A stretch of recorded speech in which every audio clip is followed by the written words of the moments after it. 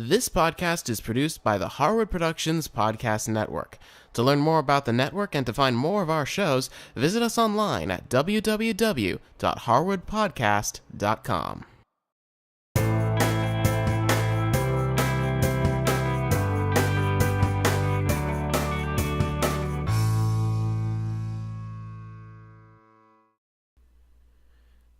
Hey there guys, and welcome back to another episode of Sketchup, a 3D Toolbox. I'm Cameron Harris, and this is episode number 18. Today we're going to be talking about components. Now, components are very similar to groups, which we talked about several episodes ago, but components are slightly different in that they're a great way to keep different objects in sync. So say, for example, you had multiple instances of the same object in a model, and you wanted to change all of them at once. Rather than going through one by one, components make it very easy to make one change and have it affect all of your models. So let me show you what you can do. So let me start by explaining exactly what a component is, and then I'll show you how to make one. A component, at first glance, looks very much like a group. So today we're actually going to be focusing on this chair right here that we built in one of our previous episodes.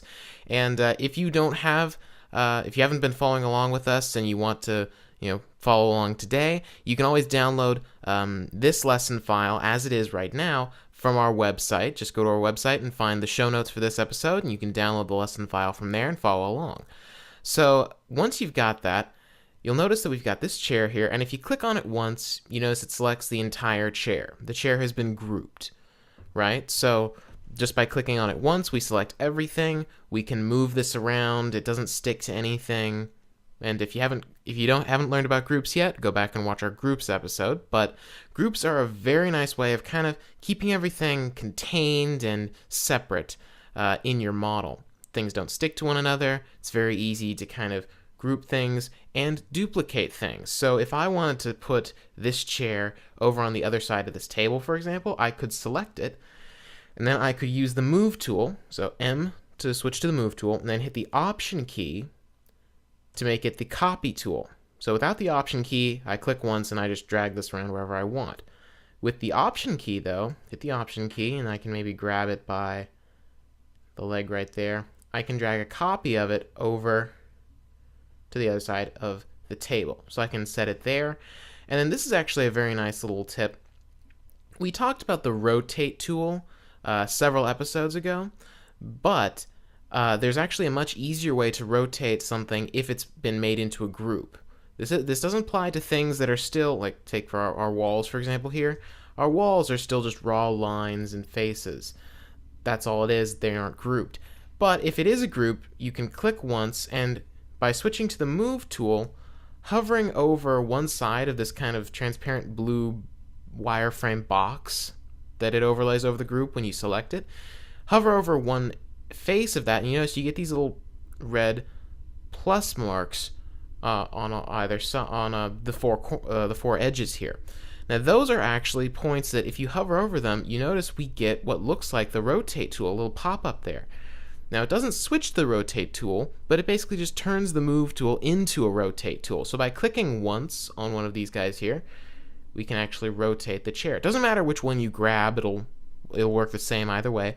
And just like with the Rotate tool, we can snap it to the tick marks here. So, for example, we can spin it around 90 degrees like that, or 180 degrees actually, so it's facing the other way. Click once.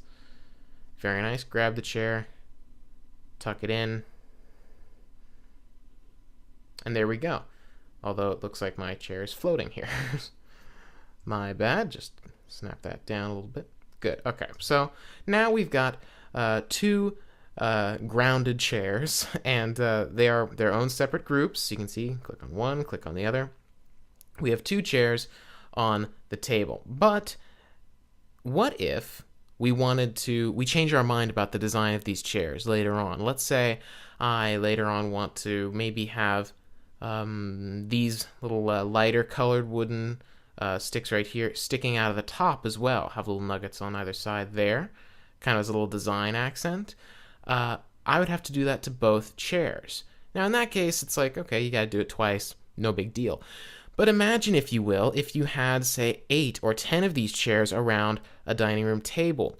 Or it was, say, a chair or a table or any kind of object that you have, 10 or 20 of all in your model, and you want to change every single one and do the exact same thing to every single one, whether it's a change as to the model or a change to the color or textures that you've applied. Say I wanted to make this a lighter wood instead of a darker wood.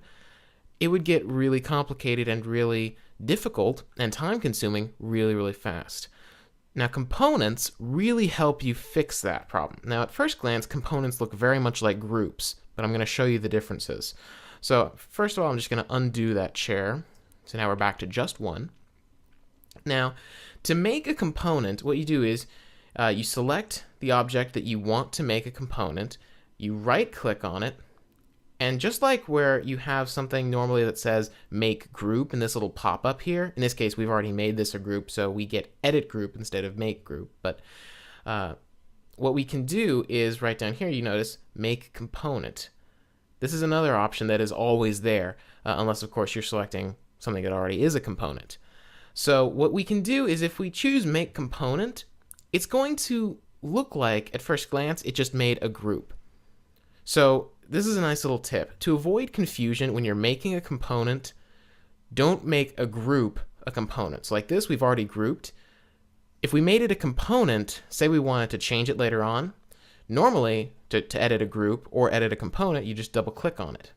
They function very similarly. Just double click on a group or a component and it takes you into the edit mode where you're back into the raw line and face mode. However, if you have this group and then you make it a component, you have to double click once to get into the component and then double click again to get into the group. And you just have all these different layers you have to go through. It makes it pretty complex. So it's best to work with just raw faces and edges and turn those into a component. So what we can do here is if we want to make this a component, what I would recommend you do is right click on it and choose the explode option from this little drop down menu. Now, explode is basically ungroup. It explodes the group and makes it so that it's back to its raw lines and faces. So choosing explode, you can now see it goes back to the normal mode that we're used to where we have all the faces and all the lines selected. Now this is nice because it's already selected everything that we need. So don't click anywhere else and deselect this, otherwise you'll have to go back and reselect everything again. Make sure that everything is selected. You've just exploded your group, or you've just selected by double-clicking or triple-clicking on the object you want to make a component if you haven't made it a group already. And then right-click on it and choose Make Component. Now this is where it gets a little bit interesting. You notice that instead of just making it a component like it does when we say make a group, it just makes it a group. You notice we get some options up here. It asks us for a little bit more information. This is how you know you're making a component and not a group. First thing it wants us to do is name it. Now every component in your model has to have a unique name. So in this case, I'm just going to name it, let's see here. I'll just give it a simple name, chair. If your model is a little bit more complex, you might want to give it a more descriptive name like dining room chair or living room chair. But we can just go with that. And then actually the rest of this stuff you can for the most part leave to its default. Description, you don't really need a description unless you have a lot of components and you need to go back later and figure out which one is which. Gluing, cutting, opening, replace selection with component, leave those all to the default. The only one you want to make sure that is checked is replace selection with component, because it's basically going to delete your chair and replace your chair with the component, if that makes sense. But you won't even notice that. Just make sure that that is checked. So we'll just click create. And now it looks like it's just made a group for us. And just like with a group, we can just, click once on it to select it or double click on it to go into our editing mode. And now we can make any changes we want. We can use our move tool and move it around with just one click. Very nice. It's separate. It's not sticking to anything. It looks like it's just another group. But it's not. It is a component. And what components, the big difference between groups and components is that when you make a group and you duplicate that group, you make a copy of it, that copy is its own thing. You can do whatever you want to that copy and it won't affect anything else, just that group. However, with a component, any change you make to one component is mirrored across all of the components. All instances of that component will change instantly. So let me show you what I mean by that. Let's do the same thing that we did where we duplicated this chair and put it on the other side of this table. So we'll just select it once, switch to the Move tool, hit the Option key, slide this guy over here on the other side of the table, making sure he's not hovering above the ground. And then, you notice, just like with the group, we get these little plus marks here. We can just click on one of them, swap it around for a 180, and then we can grab this and just tuck it in up against the table. Excellent. So now this looks pretty much exactly the same as what we did before, but let me show you the difference now. Let's say I wanted to add a little bit of detail to the top of one of these chairs. I can select one of the chairs, doesn't matter which one because they're both components. Let's say I want to work with this new one here. I can double click on it and it goes into edit mode. And now what I want to do is I want to add some little bumps right here on either side that are made of the same material as these lighter wooden things here. So I'm just going to draw some squares on the top here using the rectangle tool. Do one there and one there. Good. And now what I'm going to do is I'm going to use the push-pull tool. And I could just pull them up like this, but I want these to be a different texture. And as such, I will need to have a line right here. So what I'm going to do is I'm going to use the Option key. So I'm pulling up a copy of this. And now you can see that leaves those lines right there. And I only want to pull this up maybe 1 inch. So I'll just type that in there. And now I want to pull this guy up another inch. Good. And now we're going to use a technique we learned in our last episode using the bucket tool, with which we can paint colors and textures onto things in our SketchUp model. You notice when I pulled these up, they kept this kind of dark mahogany style wood texture, but I want them to be this lighter texture. So I'm going to switch to the bucket tool using the B key. And now I'm going to hold down the Command key to go into that little eyedropper and click on that lighter wood to sample it. And you notice in my colors window, which is automatically popped up here, it is now sampled that lighter color wood. And now I can just click on these faces here and change them. Just paint those sides there. Now we'll paint the backs of them here. And I think I missed one right over here. Nope. Excellent. So that's all done. I'm going to go ahead and switch back to the selection tool and close my colors palette here. And now that's it. That's what I wanted. I really like the way that looks. Adds a nice little bit of detail. So I'm just going to double click outside of my group to get out of that. And now when I pull back, look at that. This chair over here, even though I was only working with this chair has the same exact changes to it. These were done completely automatically. I didn't do anything to this chair. Just because these two are components, they were kept in sync almost. It's like synchronizing the changes that you make to either one. Now keep in mind that is only the only changes that are synchronized between them are things like changing a model where we add or subtract something, like we added these little nuggets right here. I don't really know what to call those really, but nugget is the word I'm going to use. And also textures and colors that we change. So we repainted these to be the lighter color wood, and those changed as well. If we had done something like, say, move these, you notice we can still move these however we want. So it's not position that stays in sync, it's changes to the actual component. So that is really nice. Now there's one more thing you need to keep in mind with components, and that is it's very easy to forget that you're dealing with components. So let's say I made another copy of this chair, and I put this in a different room, right? So let's say I have this over here, and I'm just going to rotate it around like that. And let's say I wanted to have this chair be over here in this corner, for example. right up against that wall there. And now I want to have this chair be a slightly different style, so I'm going to go into my component here, and let's say I wanted to add, let's say I wanted to make these little nuggets here a little bit taller. Let's say I wanted to maybe make them another 2 inches taller, say, just to kind of make it look a little bit different. I can double click out of it, and that looks great, and oh dear, it made the exact same changes to these chairs over here. I didn't want that. I wanted to only make the changes to that chair over there, but I forgot that it was a component. This will happen to you constantly, and you really have to keep an eye on this, because there's really no way to distinguish between a regular group and a component in SketchUp other than actually going in and changing it. So this is where it gets a little bit interesting. I'm going to undo the changes I made so I keep everything exactly as it was. Now I want to have the changes that I make to this chair only apply to this chair. I want to uncomponent it, if you will. That's probably not a word, but I don't really know how else to say that. So uncomponent it.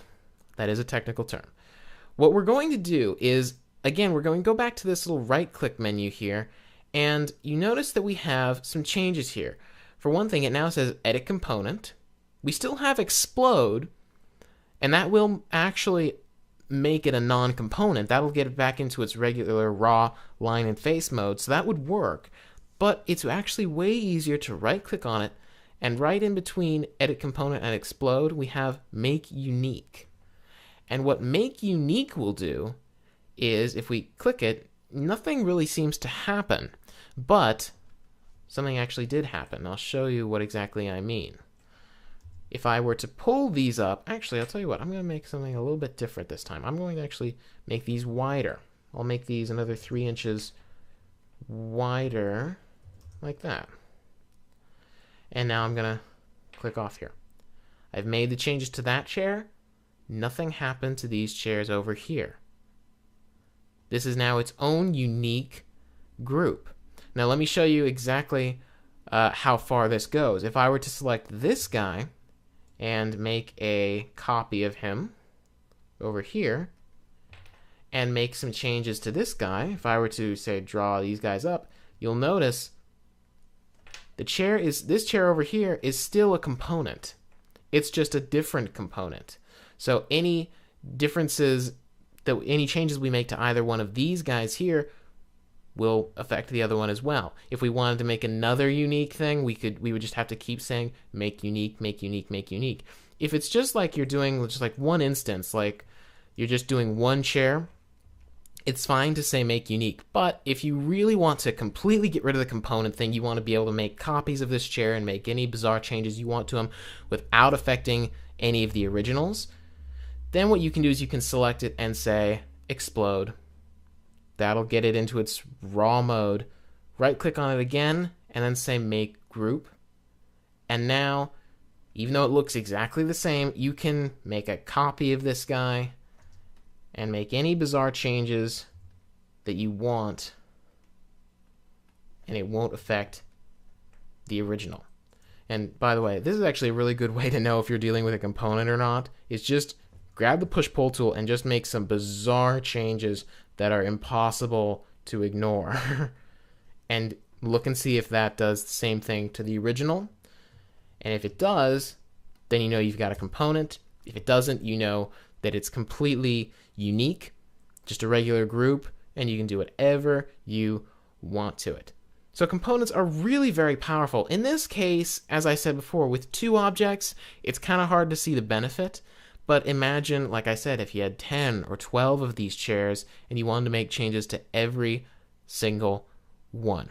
One thing I do want to point out is that this works really well with details. Yes, it works nicely with chairs and furniture and things like that, but imagine if you were to have things like, say, windowsills that you were making for each of these windows, and you had these windowsills everywhere in your model. Like even in this case, we would have 5 of them on these windows.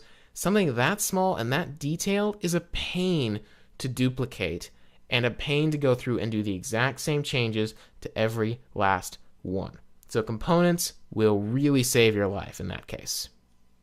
Well, I hope you found this episode extremely useful when it comes to components and just modeling in general. Components are an amazing way to save time, particularly when you're dealing with more complex models and you have many instances of the same object. There have been times when I've had literally dozens of components, if not hundreds of components, and at the last minute needed to make one change to just one of them, and it ended up saving me probably an hour's worth of time so that I only had to make the change to one of them instead of having to go through all 100 of them. Now, until next time, be sure to visit our website at www.harwoodpodcast.com. We've got some great stuff there for you. We got lesson files, we've got the show notes, we've got everything you could possibly want. And, of course, if you have any questions or comments for me about the show, you can send me an email at cameron@harwoodpodcast.com. Until next time, I'll just say goodbye and good modeling.